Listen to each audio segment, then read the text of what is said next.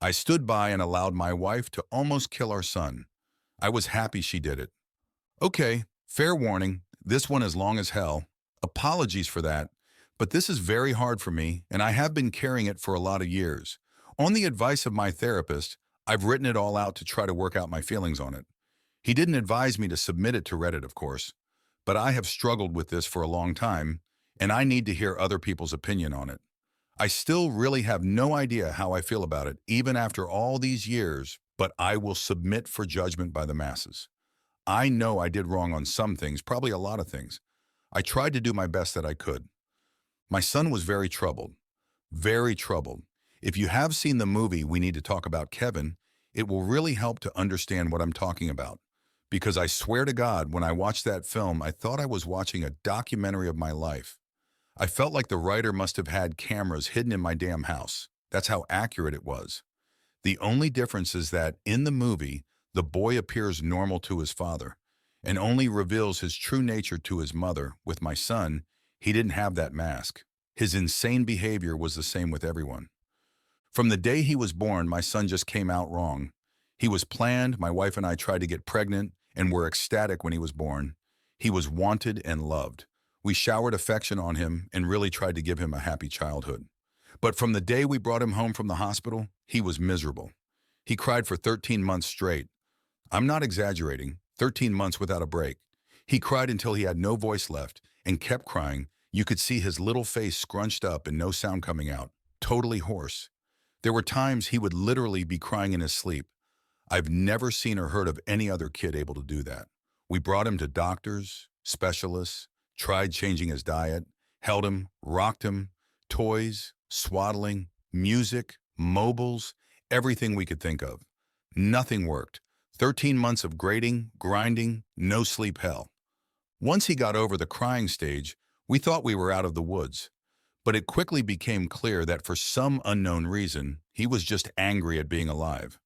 I never saw that kid have a genuine, joyous smile once in the time I knew him. I saw him grin a vicious, horrible grin many times, taking a perverse pleasure from causing pain or suffering or breaking a rule. But a smile from real pleasure at something nice? No, never, not once. He had no interest in anything positive. He was fueled by hate, and everything he did was bent toward that. As soon as he could walk, his mission in life was to destroy things. He would break or try to break anything that came in his range, smash it, chew it, throw it in the toilet, whatever he could. After a while, he figured out how to get his diaper off and took great pleasure in shitting and pissing anywhere he could. After a while, he figured out he could hide it and started pissing and shitting in places we wouldn't find right away, grinding it into carpets, making it even more of a problem to clean and making the house stink. When he got older, ages 9, 15, he would piss and shit in our bed until we got a lock on our door and he wasn't able to get in anymore. Then he'd just take a dump in the hallway in front of our room. That biological warfare started around at 2.5 years old, and he never grew out of it. I'll try to speed it up as I could literally go on for days about this stuff. But as he grew older, he became more and more unmanageable. He would bite, kick, scream, scratch, and spit at anyone trying to do anything with him. He was kicked out of school twice before he was 9, then let him back in, and then kicked him out for good. He had to change schools. The next one put him in a special class that kept him away from the other students. We had to install a door and lock on the kitchen because he would steal knives and use them to gouge the walls/furniture or chase people with them. When he was 10, he stabbed me pretty good in the hip and ass. I still have the scars. As he grew older, he grew darker. He moved into setting things on fire and torturing local animals. There was a stray dog that hung out around the park near our house. My son blinded it in one eye with a BBQ fork. He would dip cats' tails in gasoline and light them on fire. He became a violent, stinking, vicious beast that lived in our house. We couldn't do anything with him. I will take this opportunity to preempt the tsunami of messages. Yes, we had the kid in therapy. He saw a psychiatrist twice a week and had God knows how many different medications prescribed to him over the years. Nothing worked. Therapy didn't work. Meds didn't work. Nothing worked. He was like a poison cloud of hate and fury lashing out at anything in his reach. When my son was 16, my wife got pregnant again. I can't tell you how different our reaction was. Instead of joy, we felt horror. This pregnancy had not been planned, and we really were at a loss over what to do. My son had been such an unending nightmare for 16 years. We couldn't take the idea of starting again from the beginning. We talked a lot about terminating, but access to abortion was not as easy in those days as it is now. And my wife was very against it. We talked about many options. In the end, we decided that my wife would have the baby, and if it turned out evil, we would put it up for adoption. We knew we just couldn't do it again with another child like our son. We had a daughter. She was normal. Suddenly, we saw what our lives should have been like the whole time, how things would have been had our son not been himself. She laughed at things. She breastfed without biting. She didn't have teeth yet anyway, but you could tell she was just trying to eat, not tear her mom's breast off. After 4 months, she was sleeping through the night. She was happy. She was normal. I can't describe the relief and happiness that we both felt. I don't have the words for it. This is where I believe I may have started really pulling back from my son. Up until that time, whatever mistakes I made, I had always tried to do the best for my son. I am convinced of that. I tried to help him and love him and care for him. I really tried. But when my daughter was born, my wife and I both instinctively just turned toward her. She became our focus, not from malice, but just because she was so much easier. She was so happy and sweet. Every moment we were with her was like magic. I understand this was wrong, but we honestly couldn't help it. I don't have a better explanation than that. My son hadn't given a shit about my wife being pregnant. I honestly don't know if he really understood it. But when we brought our daughter home, he started acting out even more. I didn't think it was possible, but he took it up another notch. At this time, he was 17, and we were having blowout screaming matches daily. Usually after we fought, he would storm out of the house and disappear for hours at a time or come back the next morning. It was a relief. I started to actually look forward to our fights because it would get him away from us for a while. After the birth of our daughter, my relationship with my son was almost entirely gone. Our only real interactions were screaming at each other. My wife was even worse with him. She just had nothing left. By that time, if our son even came into the same room as her, she would just stop whatever she was doing and start screaming, "Get the F away from me! Get away! Get the F out!" until he left. He started spending more and more time out of the house, which was a blessing for us. I have no idea what he got up to out in the world, but we were just happy it wasn't being inflicted on us. As a consequence of our son's behavior, we had invested heavily in locks around our house. All of the cheap, thin interior doors in our home had been replaced with thick, dense wood doors that couldn't be kicked through, equipped with keyed locks that my wife and I carried keys to. I know it sounds extreme, but locks and heavy doors were the best way we had found to create safe spaces from him. And again, before I am inundated with messages, I was not locking my son in rooms like a prisoner. He had free reign of the house and could come and go as he pleased. My wife and I would lock ourselves in rooms to protect ourselves from him. If anything, we were the prisoners in our own home. On the day in question, I had fought with my son in the morning, and he had left the house in a rage. My wife and I were enjoying some peace and quiet in the kitchen while our daughter napped in our bedroom. And then my daughter began crying. Any parent who has young children can tell you, you get used to your child's cries, and you can tell after a while what they need. They cry differently if they are hungry or need changing or are just restless and want to be held. Babies can communicate pretty well before they can speak. This cry was none of those things. This cry was terror. The second we heard it, my wife and I were both up out of our chairs and running to the room. The door was locked, of course, and it took a few seconds to get the right key and get it open. My son was in the room. We lived in a bungalow, and the bastard had climbed in the window to get to her. He was standing over her crib with a steak knife in his hand. I have no idea where he got it. It wasn't one of ours. We controlled our knives very carefully and always kept them in locked drawers. I think he may have stolen it from one of our neighbors' houses.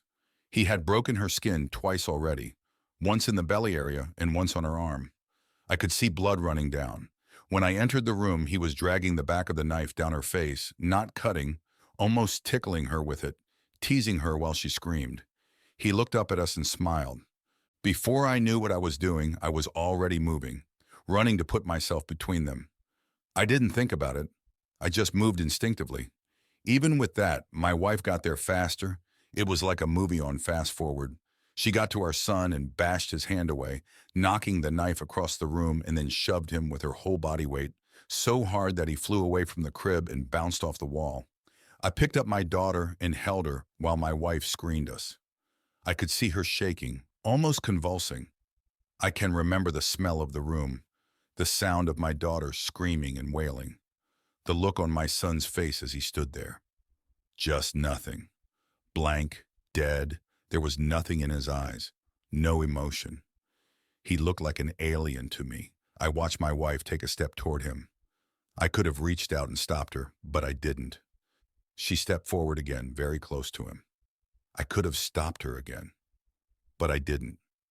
She waited, looking at him for maybe 3 to 5 seconds without moving, and then she punched him in the face.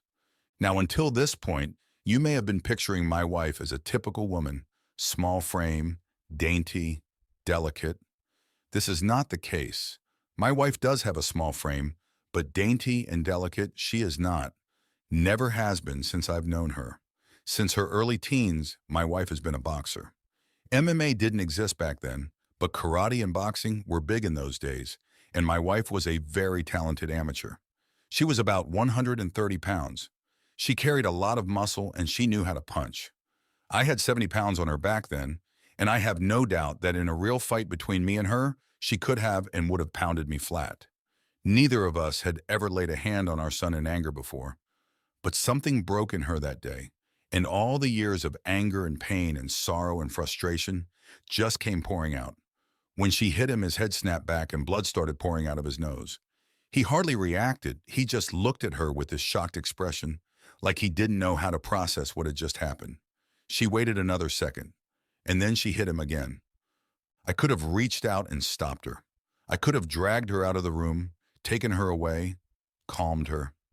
I didn't. I just stood there and watched while she systematically started to pound him to a pulp. Every time he brought his hands to cover one part, she would blast him somewhere else. Body, head, over and over.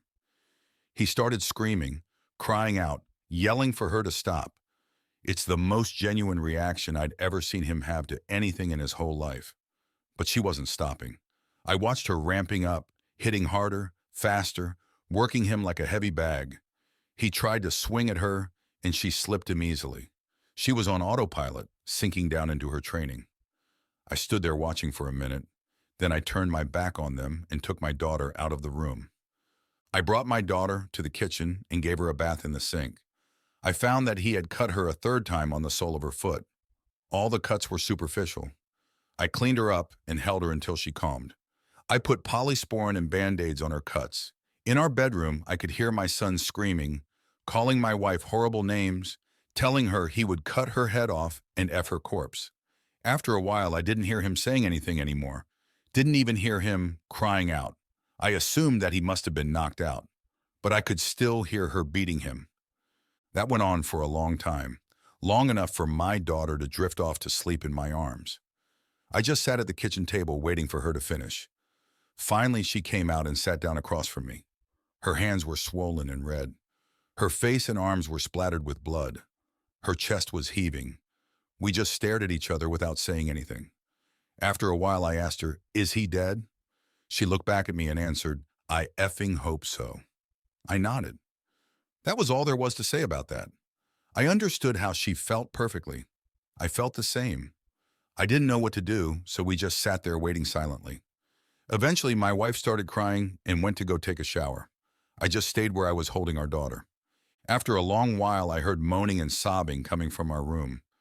It turned out that my son wasn't dead. I went in to see how bad it was, and it was pretty bad. I've never seen a more merciless beating laid onto anyone, before or since. He was lying on the floor, rolling around with blood leaking out of his face, lying in a pool of vomit. His nose was squashed flat out across his face. Both of his eyes were completely swollen shut and starting to blacken already. I could see that a couple of his fingers were bent out at weird angles, and he had pissed his pants. I think he must have been missing teeth, but I couldn't see any on the floor, and I couldn't see inside his mouth. His lips were all puffed up and swollen. From talking to my wife about it later, I know now that she had systematically beaten every part of his body, focusing heavily on his legs. She told me she kicked him in the groin repeatedly until her legs got tired, and had kept beating his body long after he had passed out. When my wife came out of the shower, I still didn't know what to do about our son. I didn't know whether to call the police or an ambulance, take him to the hospital myself. I honestly didn't have any idea what to do. After a while, I realized that I simply didn't care what happened to him anymore, and we decided to just let him live or die on his own. There was an in-law suite in the basement that we had never really used, and my wife, my daughter, and I just moved down there.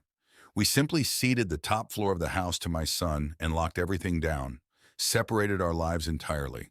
There was plenty of food in the upstairs cabinets, enough for a couple weeks or more. He had a washroom and bedrooms to use. We had a washroom in the basement, a small kitchenette, and a separate entrance, so we just stopped going upstairs. We just decided we were done with him. I figured we'd let his food run out and see what happened. Over the next week, we could hear him moving around upstairs sometimes.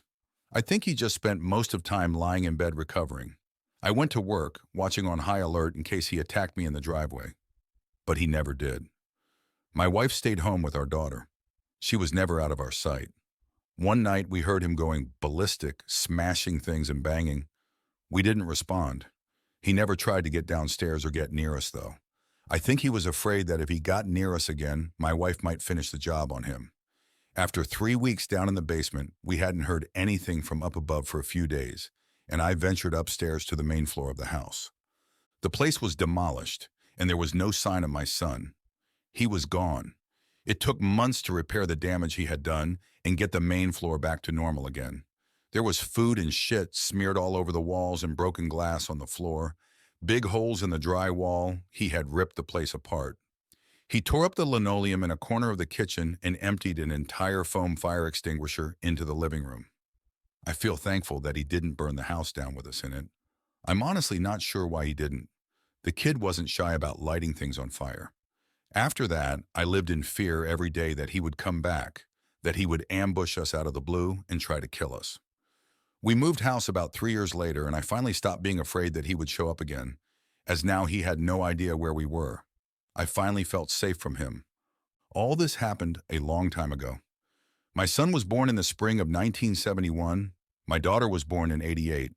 I'm an old man now. I'll be 70 this year, and my wife passed from cancer in 2016. My daughter is 31 now. I moved in with her and her husband after my wife passed. I've got 2 granddaughters, and they are the joy of my life. I see a therapist a couple times a month to talk about all this.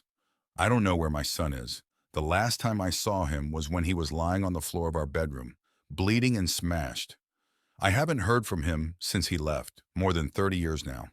I don't want to. I carry a lot of guilt from that time and a lot of conflicted emotions. I didn't beat him myself, but I allowed him to be beaten, and I thought he deserved it. I was happy it happened. I didn't try to kill him, but I would have been happy if he died. I will say that I do hope he was able to overcome his demons and go live a normal life somewhere. If he wasn't able to do that, if he stayed the way he was, then I truly do hope someone out there killed him. When I knew him, he was a rabid dog. And whichever way it went, I just hope he isn't still out there hurting anyone else.